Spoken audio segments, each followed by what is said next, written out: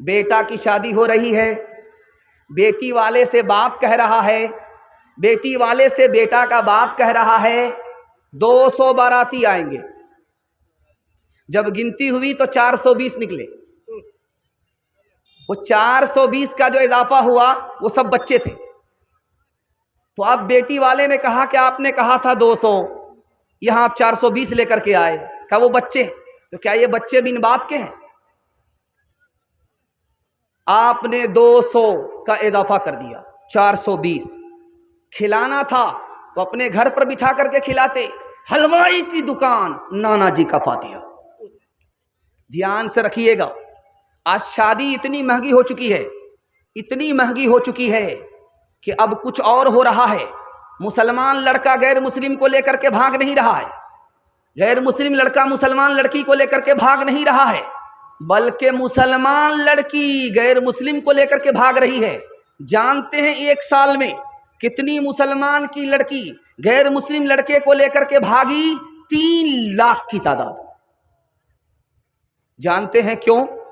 اس کی وجہ یہ ہے، غریب بچوں کے لیے جوانی کے دہلیز پر پہنچنے کے بعد رشتہ بغیر پیسے کے نہیں آ رہا ہے۔ اب اس نے غلطی کیا کہ جو ملا اس کے ساتھ بھاگ گئی۔ اب جانتے کتنا بڑا نقصان ہوا؟ آبرو الگ گئی، ایمان الگ گیا، باپ بھی ذمہ دار، یہ سماج بھی گنہگار۔ آج جو مسلمان پیسے والے ہیں وہ کتا پالتے ہیں، غریب کو نہیں پالتے۔ کتا کتنا مہنگا ہوتا جانتے ہیں؟ 2 لاکھ کا کتا ہوتا ہے، اور اس کے پیچھے ڈاکٹر بھی ہوتا ہے، اس کے پیچھے نوکر بھی ہوتا ہے۔ کتے کی شادی بھی ہوتی ہے، اس میں بارات بھی آتی ہے، اور یہ بارات میں کون لوگ ہوتے ہیں؟ انسانی کتے ہوتے ہیں۔ حیرت کی بات آپ کو سنانے کے لیے جا رہا ہوں، یہی ہندوستان کے برابر میں ایک ملک ہے، اس کا نام ہے بنگلہ دیش۔ بنگلہ دیش میں مفت ساڑھی بانٹی جا رہی ہے، فری میں ساڑھی بانٹی جا رہی ہے۔ جتنی بھی غریب عورت تھی سماج کی سب آ گئی۔ اس بھیڑ میں 19 عورت کچل کر کے مر گئی، 19 عورت کچل دی گئی اور وہ مر گئی۔ اس کو کیا ملا؟ ساڑھی نہیں ملی، بلکہ کفن ملا۔ ہر سال ہندوستان میں 15 سے 20 ہزار لوگ ایڑیاں رگڑ کر کے غریبی کی وجہ سے مر جاتے ہیں۔ ہم کو جھوٹی شان دکھانے کے لیے پیسہ ہے، غریبوں کی جان بچانے کے لیے ہمارے پاس پیسہ نہیں ہے۔ آپ جانتے ہیں کہ جب آدمی کتے کو دیکھتا ہے، جوان کتے کو، تو وہ ٹانگ اٹھا کر کے پیشاب کرتا ہے۔ یہ راز کیا ہے میں آپ کو بتانے کے لیے جا رہا ہوں۔ آپ کتے کو دیکھیں گے وہ ٹانگ اٹھائے گا، پیشاب کرے۔ ٹانگ اٹھا کر کے کتا پیشاب کیوں کرتا ہے؟ کیونکہ وہ ٹانگ کو بچانا چاہتا ہے تاکہ پیشاب نہ لگے۔ لیکن اسی کتے کو آپ دیکھیں گے کہ پاخانہ اس کو زمین میں ملتا ہے، منہ سے اٹھا لیتا ہے۔ منہ کو پاخانے سے نہیں بچا رہا، ٹانگ کو پیشاب سے بچا رہا ہے۔ حرام کھانے والے کی مثال اسی کتے کی طرح ہے، جو بیٹا کو بیچتے ہیں، بیٹی والے سے پیسہ لیتے ہیں۔ یہ رشوت کھانے والے لوگ، حرام کھانے والے لوگ کتے کی طرح ہوتے ہیں۔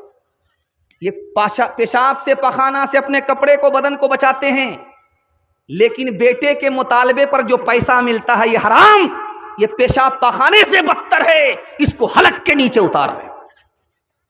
انصاف سے بتائیے، یہ پیسہ کس کو ملا؟ بیٹی داماد کو۔ یہ گاڑی کس کو ملی؟ بیٹی داماد کو۔ یہ سامان کس کو ملا؟ بیٹی داماد کو۔ اس بانر باپ کو کیا ملا؟ نانا کی ہنڈی۔ یہ دوسرے کی دنیا بنا رہا ہے، اپنی آخرت برباد کر رہا ہے۔ ایک مثال ہے، پیغام کو ختم کر رہا ہوں، دھیان سے سنیے گا۔ حلال کمائیے، حساب سے خرچ کیجئے۔ میں گارنٹی لیتا ہوں اللہ جو دے دے گا آپ کو دنیا نہیں دے سکتی، مالا مال کر دے گا، کسی کا محتاج نہیں رکھے گا۔ ایک مثال پر، اس ہندوستان کا ایک بادشاہ گزرا ہے، اس کا نام تھا ناصر الدین محمود۔ اس کی تاریخ میں آپ کے سامنے رکھنے کے لیے جا رہا ہوں۔ اس سے پہلے ایک بات، مولانا علی میاں ندوی رحمۃ اللہ علیہ اسی ہندوستان کے عالم دین ہیں، ان کے حوالے سے سنا رہا ہوں، دعا کیجیے اللہ ان کی قبر کو نور سے بھر دے۔ ان کے پاس ایک باپ کی بیٹی کے باپ کا خط آیا۔ اس خط میں لکھا ہوا تھا، حضور مجھ کو اجازت دے دیے، میں زہر پی کر کے مرنا چاہتا ہوں۔ ارے اللہ کا بندہ، زہر پی کر کے کیوں مرنا چاہ رہے ہو؟ کہ مجھ کو 4 بیٹی ہے اور گاڑی کا مطالبہ ہے، سامان کا مطالبہ ہے، پیسے کا مطالبہ ہے، ایک بیٹی رہے تو پورا کرے مطالبہ، 4 بیٹی کا مطالبہ میں کہاں سے پورا کروں گا؟ بھیک بھی مانگ کر کے لاؤں گا تب بھی مطالبہ پورا نہیں ہوگا۔ مجھ کو اجازت دے دیجئے، اس ذلت سے مر جانا اچھا ہے جس میں سماج آنکھ کے باوجود بھی اندھا ہے، زبان کے باوجود بھی گونگا ہے، پیسہ ہونے کے باوجود بھی غریب ہے، لالچی ہے، کنگال ہے، غریب کو لوٹ کر کے امیر بننا چاہتا۔ خدا کے واسطے یہ ظلم مت کیجئے۔ ہاتھ اٹھا کر کے ایک وعدہ دے دیجئے کہ انشاءاللہ اپنے بیٹے کی شادی فری میں نہیں کریں گے۔ ہاتھ اٹھائیں۔ تیرے صوفے ہیں افرنگی، تیرے قالی ہے ایرانی، لہو مجھ کو رلاتی ہے جوانوں کی تناسانی، عمارت کیا شکو ہے خسروی بھی ہو تو کیا حاصل، نہ زور حیدری تجھ میں نہ استغنائے سلمانی، نہ زور حیدری تجھ میں نہ استغنائے سلمانی، اپنے اعمال بد تھے ذلت ملی، ہم کو دنیا سے کوئی شکایت نہیں، تیری رحمت کے سائے میں سب جیتے ہیں، کون ہے جس پہ تیری عنایت نہیں، میرے اللہ ہے ماں سلامت رہے، میرے دل میں کوئی اور حسرت نہیں۔ 2 پیغام جوان کے حوالے سے، عورت کے حوالے سے سنا دوں گا، میرا حصے کا جلسہ مکمل ہو جائے گا انشاءاللہ۔ پیشاب پاخانہ روک کر کے بھی بیٹھیں گے، ہاتھ اٹھائیے انشاءاللہ۔ یہ غلطی مت کیجیے گا، نکل جائیے گا 9-11 ہو جائیے گا، دھیان سے سنیے، جلدی سے نکل جائے گا۔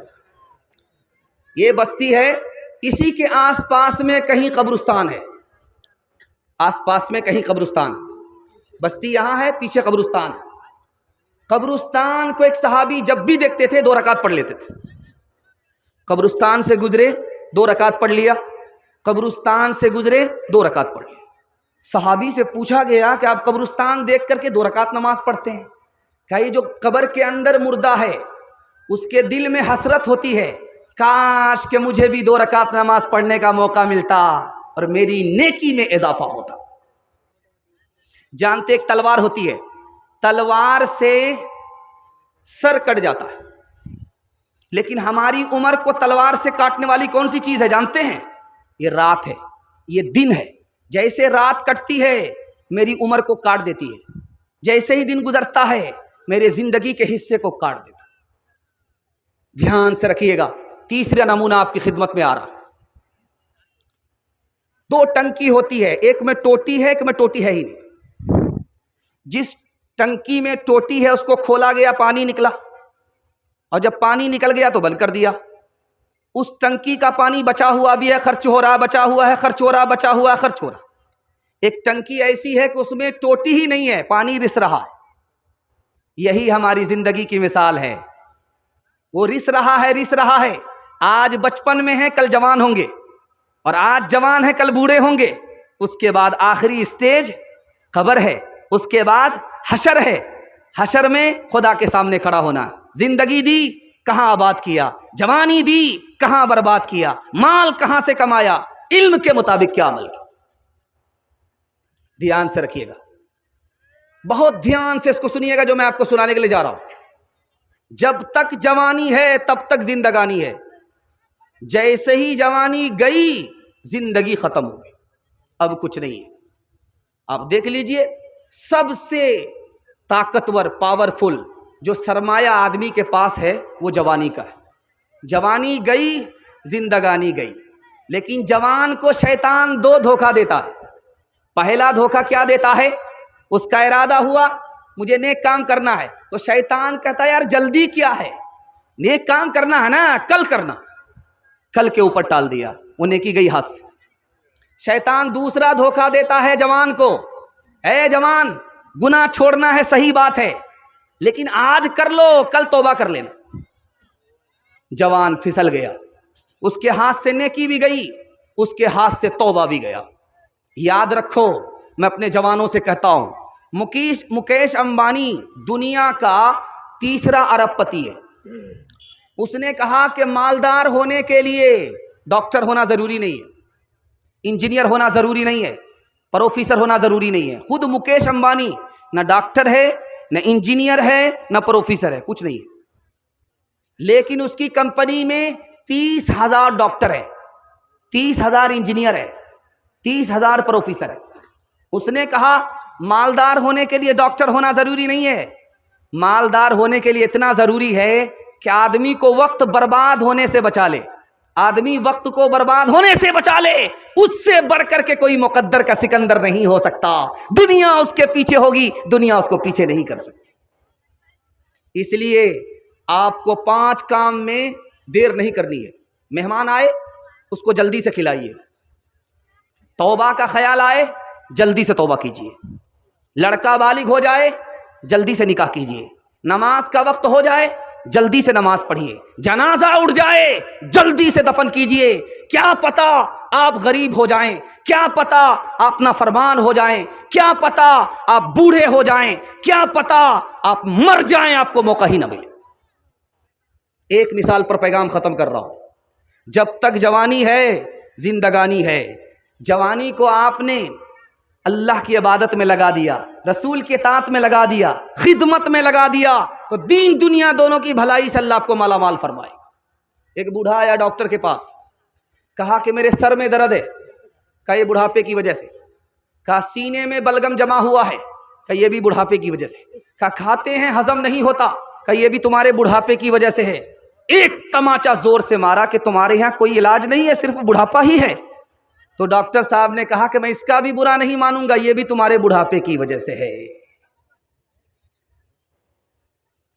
تجھے تیرے بچپن نے برسوں کھلایا، جوانی نے پھر تجھ کو مجنوں بنایا، بڑھاپے نے پھر آ کے کیا کیا ستایا، ازل تیرا کر دے گی بالکل صفایا، بڑھاپے نے پھر آ کے کیا کیا ستایا، ازل تیرا کر دے گی بالکل صفایا، جگہ جی لگانے کی دنیا نہیں ہے، یہ عبرت کی جا ہے تماشا نہیں ہے۔